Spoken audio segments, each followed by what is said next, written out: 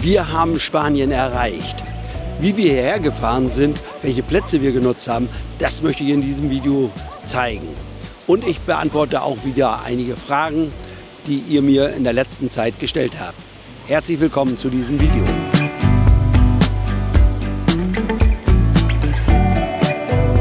Kurze Information, wo sind wir hier in Spanien? Wir sind in der Nähe von Oropesa auf dem Camping Ribera Mar.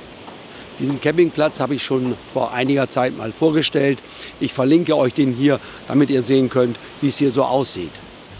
Das ist unsere Route durch Frankreich. Wir haben 4 Stationen in Frankreich gemacht. Muss man nicht, haben wir aber gemacht. Und ja, haben die Route gefahren von der Grenze in Richtung Besançon, dann Lyon und dann Richtung Mittelmeer.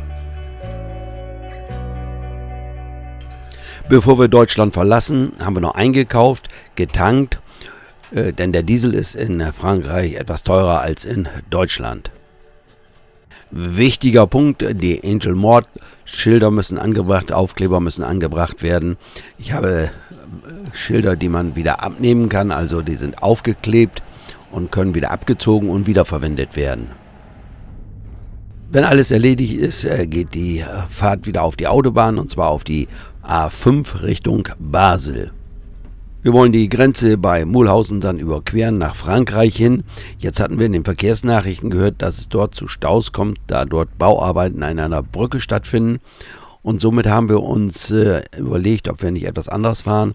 Wir sind dann etwas umständlich gefahren, haben die Grenze bei Neubreisach überquert und sind dann auf der A35 in Richtung A36 gefahren, also Richtung Mulhausen dann wieder. Hat funktioniert, war aber natürlich ein kleiner Umweg. Die A35 war mautfrei in dem Stück, wo wir jedenfalls gefahren sind. Dann kommen wir auf die A36 und dort ist die Autobahn dann mautpflichtig. Wir haben für ca. 100 Kilometer sondern genau 17,90 Euro bezahlt. Hier verlassen wir die Autobahn, hier nochmal die Mautstelle. Diese Mautstellen sind meistens nicht mit Personal besetzt, sondern man muss an einem Automaten hier bezahlen. Man kann das am besten machen mit einer Visa oder Mastercard. Das geht am einfachsten. Oft ist auch die Bargeldzahlung noch möglich. Wir fahren ja auch normalerweise immer mit einer Mautbox, mit einer Box von Maut 1. Leider funktioniert diese auch wieder nicht. Im Frühjahr hat sie noch funktioniert, jetzt funktioniert sie wieder nicht. Woran es liegt, wissen wir nicht. Müssen wir schauen, was wir jetzt weiterhin machen. Jetzt zu einer Frage, die immer wieder gestellt wird. Was für eine Mautbox brauche ich, wenn ich nach Spanien fahre, beziehungsweise wenn ich durch Frankreich fahre? Also ich brauche überhaupt keine Mautbox. Mautbox ist ein Luxus oder ist vielleicht eine Erleichterung. Ansonsten brauche ich keine Box. Ich kann einfach in die Mautstation einfahren, ziehe ein Ticket, genau wie in anderen Ländern auch. Und wenn ich rausfahre, bezahle ich. Das heißt, das Ticket wird wieder in den Parkautomaten oder den Mautautomaten eingesteckt und er zeigt den Betrag an, den man bezahlen muss. Und den kann man dann mit der Visa-Card oder Mastercard, also mit einer Kreditkarte bezahlen. An einigen Stationen geht es auch noch mit Bargeld. Personal ist oft nicht mehr an diesen Mautstellen, also man muss dann schon mit einem Mautautomaten da Vorlieb nehmen. Wer jetzt unbedingt eine Mautbox möchte, der kann sich eine beschaffen. Und zwar bietet der ADAC so eine Mautbox an.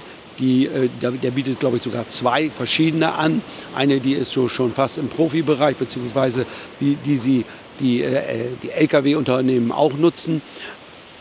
Diese Mautboxen kosten allerdings eine Jahresgebühr. Die liegt zwischen 80 und 100 Euro, die man jedes Jahr zahlt, ob man sie nutzt oder nicht. Dann kommt auf die Maut kommt auch noch eine Pauschale oder beziehungsweise eine Pauschale ist nicht richtig, ein Prozentsatz von 5% drauf, den man mehr zahlt an Maut. Also so eine Mautbox ist im Endeffekt teurer, als wenn ich ganz normal die Maut mit der Visa-Karte oder Masterkarte bezahle. Jetzt geht es weiter auf unserer Route. Wir müssen jetzt noch einige Kilometer Nebenstrecke fahren, um zu unserem Übernachtungsplatz zu kommen. Die Strecke verläuft parallel zum Fluss Dau. Die Strecke ist landschaftlich sehr schön. Man kann gut fahren, auch hier. Die Straße ist nicht sehr breit, aber alles kein Problem. Unser Ziel ist ein Munizipalcamping. Das ist ein Platz, der von der Kommune geführt wird und oft sehr preiswert ist. Diese Plätze gibt es häufiger in Frankreich. Wir haben jetzt den Ort erreicht, wir sehen das Ortseingangsschild und jetzt kommt gleich der Campingplatz. Jetzt nochmal ein wichtiger Hinweis, immer schauen, wie geöffnet der Platz ist, also jahreszeitlich. Das heißt, die Plätze haben oft nicht das ganze Jahr geöffnet und deshalb guckt man am besten, wenn möglich, auf die Internetseite. Dort findet man dann genaue Informationen. Hier in diesem Fall ist es so, dass er vom 29. März bis zum 2. November geöffnet hat, diesen Platz, den wir jetzt hier anfahren. In einzelnen Apps ist manchmal die Information nicht richtig mit den Öffnungszeiten. Deshalb sollte man immer mal wieder, gerade bei diesen kleineren Plätzen, auf die Internetseite schauen, wie sie geöffnet haben. Häufig sind es einfache Plätze, so wie in diesem Fall auch. Ganz wichtiger Punkt, hier dürfen natürlich Wohnwagen stehen. Es ist ein Campingplatz, also kein Problem, wenn man hier mit dem Wohnwagen kommt. An der Zufahrt steht ein kleines Holzhäuschen. Dort bekommt man Informationen. Zurzeit am Tage ist dort niemand vor Ort. Man kann sich einen Platz aussuchen, den einnehmen und am späten Nachmittag kommt dann eine Person, die dann hier kassiert. Es gibt hier unterschiedliche Größen von Plätzen.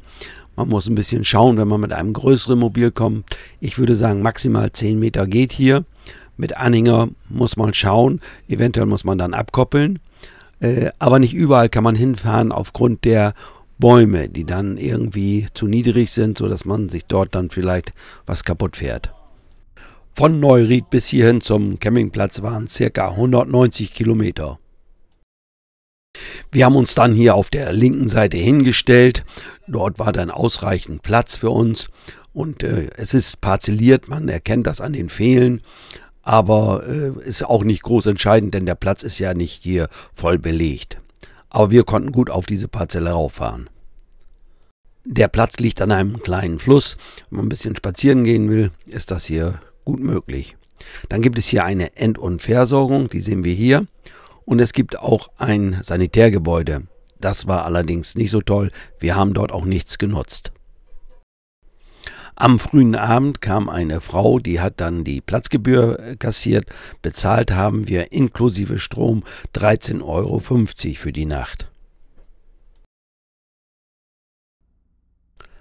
Am nächsten Morgen ging unsere Reise dann weiter.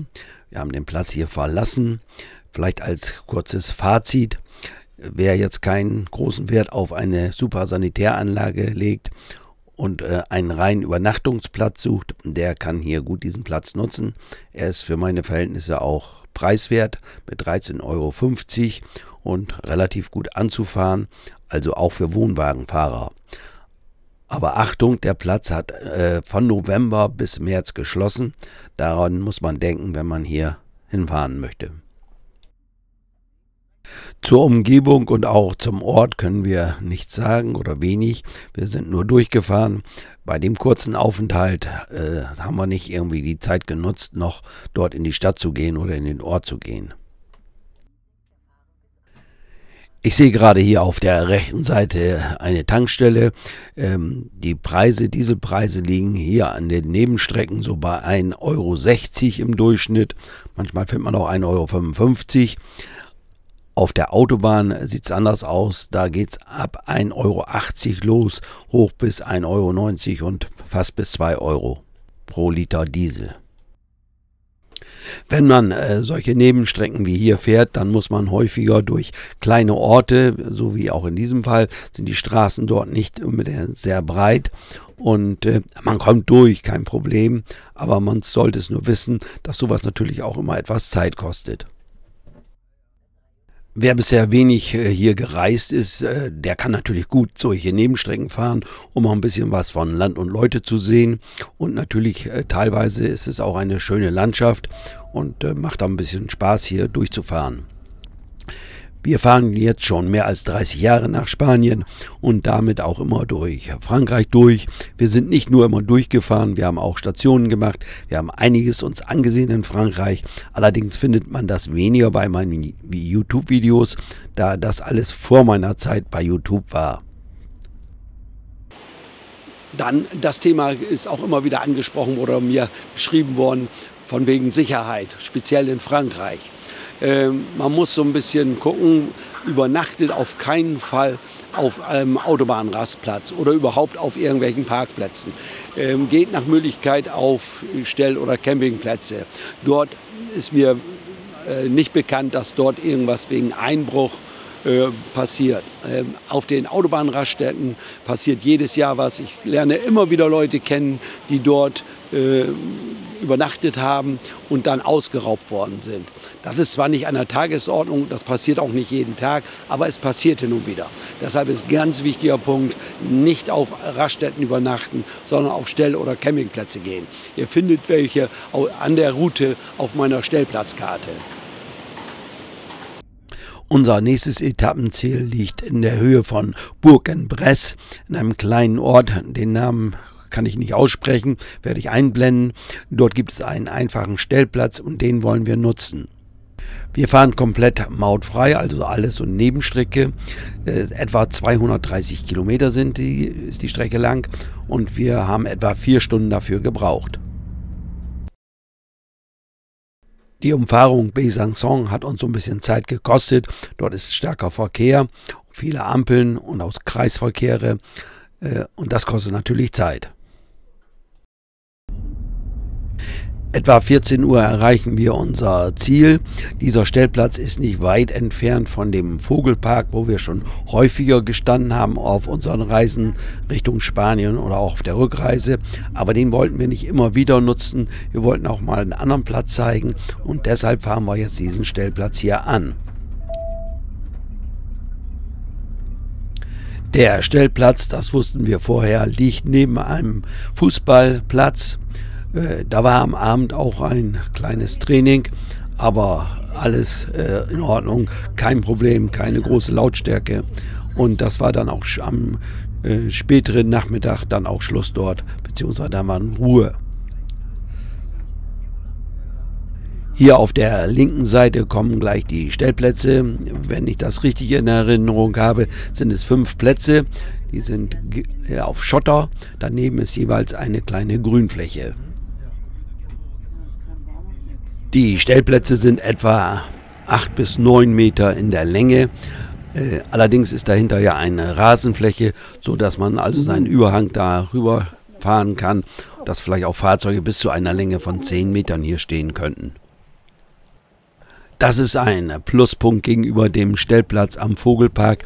Hier gibt es eine End- und Versorgung. Und das ist ja vielleicht für einige wichtig, dass sie entsorgen können und man kann hier auch Wasser zapfen. Der Platz kostet 6 Euro pro Übernachtung und kassiert wird das von einem freundlichen Mann, der am späten Nachmittag oder gegen Abend kommt und dann den Betrag kassiert. Nächster Morgen, es war eine ruhige Nacht, wir haben gut geschlafen, mit uns haben hier noch 2 weitere Mobile gestanden. Leider war es an diesem Morgen sehr nebelig, aber das ist nun mal im Herbst hier so, da muss man natürlich dann mit rechnen. Wir haben vorsichtshalber noch Frischwasser getankt, man weiß ja nie, wo man hinkommt und dann gibt es eventuell kein Wasser und das ist dann immer nicht so schön. Deshalb ist es immer gut, wenn wir den Tank etwa halb voll haben, dann kommen wir immer über die Runden. Unser Frischwassertank fasst ja 300 Liter, macht den aber, wenn wir reisen oder fahren, nicht bis oben in voll. 150 bis 200 Liter reichen. Man muss ja nicht mit unnötig Gewicht durch die Gegend fahren. Wie immer so gegen 10 Uhr starten wir dann zu unserer nächsten Etappe, und zwar, hier sieht man die gesamte Route durch Frankreich. Wir werden jetzt unsere zweitletzte Station in Frankreich einfahren, und zwar den Stellplatz in Josclan. Auch diese Route ist nicht sehr lang, ca. 250 Kilometer. Wir fahren erst noch ein Stück Nebenstrecke oder Nationalstraße, das ist die N1083 Richtung Lyon. In Lyon oder kurz vor Lyon gehen wir auf die Autobahn um die östliche Umfahrung. Die ist mautfrei, und fahren dann Richtung A7 ist es, glaube ich. Wenn wir jetzt hier auf der A7 sind, dann müssen wir wieder Maut bezahlen. Wir haben für die Strecke von Lyon bis zur Abfahrt Josclan 39 € Maut bezahlt. Fahrzeuge, die unter einer Höhe von 3 Metern sind, zahlen etwa 30% weniger. Jetzt führt die Route entlang der Rhone. Natürlich kann man hier auch eine Nebenstrecke fahren, mautfrei fahren, haben wir auch schon gemacht, ist uns aber etwas zu mühsam. Wir fahren hier in diesem Fall, weil wir auch schon häufig diese Strecke gefahren sind, mautfrei gefahren sind, lieber auf der Autobahn. Von der Autobahn bis zum Stellplatz in Josclan sind es circa noch 25 Kilometer auf einer Nebenstrecke. Jetzt sind wir kurz vorm Ziel, deshalb hier diese schmale Straße. Sie führt hin zu einer Weingenossenschaft. Dort gibt es dann auch diesen Stellplatz. Ich habe diesen Platz schon mehrfach gezeigt in verschiedenen Videos. Der Platz war im letzten Frühjahr geschlossen, aus welchen Gründen auch immer, ich weiß es nicht genau. Es hat kaum was verändert. Allerdings liegen jetzt vorne ein paar große Steine. Da ist ein Teil des Platzes abgetrennt. Ich weiß nicht genau warum, aber wahrscheinlich, damit da auch Fahrzeuge von der Genossenschaft parken können. Aber der Platz ist als solches, viele werden ihn kennen, immer noch so geblieben. Es handelt sich um einen großen, geschotterten Platz. Es gibt nur auf der rechten Seite eine Parzellierung. Hier sieht man schon, einige Mobile stehen dort. Ansonsten kann man sich hinstellen, wo man möchte. Man fängt an, im Außenbereich sich aufzustellen und hinzustellen. Und wenn alles voll ist, darf man auch in der Mitte stehen. Dieser Platz ist besonders interessant für Wohnmobile mit Anhänger, also mit Gespann. Hier braucht man nicht abkuppeln, hier kann man angekuppelt stehen, weil ausreichend Platz vorhanden ist. Auch für sehr große Fahrzeuge ist dieser Platz geeignet. Jetzt noch ein paar Worte gerade für große Fahrzeuge zur Anfahrt. Fahrt nicht die gelb markierte Strecke, sondern die rote, die ich gefahren oder wir gefahren sind. Die gelb markierte führt durch den Ort, und da gibt es enge Passagen, und das ist für große Fahrzeuge nicht so angenehm. Durchgekommen ist bisher jeder, aber besser ist, man fährt diese markierte Strecke, die wir gefahren sind. Wir sind hier am frühen Nachmittag angekommen, da war der Platz noch nicht sehr voll. Am späteren Abend füllt sich der Platz, er war nicht ganz voll oder er war nicht stark belegt, es hielt sich alles in Grenzen. Auf der anderen Seite dieses großen Platzes befindet sich die Weingenossenschaft. Dort sieht man das große Gebäude. Wenn man da im hinteren Bereich hingeht, dort ist ein Verkauf, ein Shop. Dort kann man verschiedene Weine kaufen und auch, glaube ich, probieren. Wenn ich das richtig weiß, gehört dieser große Parkplatz nicht zur Weingenossenschaft, sondern er gehört der Kommune. Und ja, deshalb hat die Genossenschaft, glaube ich, wenig Einfluss auf dem, was auf dem Platz passiert. Strom gibt es hier nicht, aber eine einfache End- und Versorgung, und auch Müll kann man hier entsorgen. Hier gibt es einen Wasserhahn und unten einen kleinen Ausguss für die Kassette. Das ist jetzt nicht ein Highlight, aber gut, das kann jetzt jeder für sich entscheiden, ob er das nutzen möchte oder nicht. Jetzt das Thema Wohnwagen. Hier ist der Wohnwagen durchgestrichen, also nicht erlaubt. Hier standen aber immer Wohnwagen, wurden auch nicht weggeschickt. Ich bin aber nicht der hier entscheidet, ob hier Wohnwagen stehen dürfen oder nicht. Der Platz ist kostenlos, man darf aber allerdings nur hier 72 Stunden maximal stehen. Der kleine Ort Josclan ist nur wenige 100 Meter vom Stellplatz entfernt. Wir waren in diesem Jahr nicht dort im Ort. Man kann gut hingehen. Ich berichte allerdings da jetzt nicht nochmal extra drüber, weil ich das schon in verschiedenen Videos gemacht habe. Am Abend war der Platz gut besucht, aber es gab natürlich auch noch freie Plätze. Nächster Tag, es soll ans Mittelmeer gehen, und zwar haben wir uns einen Platz ausgesucht von Camping Car Park. Das hat aber nicht geklappt und so sind wir weitergefahren nach Grosseong. Über diese Geschichte mit dem Camping Car Park werde ich nochmal extra berichten. Auch an diesem Tag fahren wir wieder Autobahn, es sind ca. 200 Kilometer und wir haben für diese Strecke eine Maut von 35 € bezahlt. Jetzt sind wir in Grosseong. Den Platz werden viele kennen, am Hafen, dieser große Stellplatz. Es hatte ja leider nicht geklappt mit dem Platz von Camping Car Park. Deshalb nutzen wir diesen Platz. Dieser Stellplatz in Grosseong ist weithin bekannt. Der wird gerne genutzt von großen Wohnmobilen und auch Fahrzeugen oder Wohnmobilen mit Anhänger, weil dort viel Platz ist und man dort gut rangieren kann. Hier möchte ich das Video so langsam abschließen. Ich werde natürlich in weiteren Videos berichten, wie unsere Reise weitergegangen ist. Freuen würde ich mich auch, wenn ihr jetzt noch Kommentare schreibt, viele Kommentare schreibt, auch Fragen stellt oder auch über eigene Erfahrungen berichtet. Das soll es dann gewesen sein. Wie immer sage ich Dankeschön fürs Zuschauen. Denkt an den Daumen nach oben. Freut mich, wenn ihr meinen Kanal abonniert, falls ihr es noch nicht gemacht habt. Ansonsten sage ich Bye bye, bis zum nächsten Mal.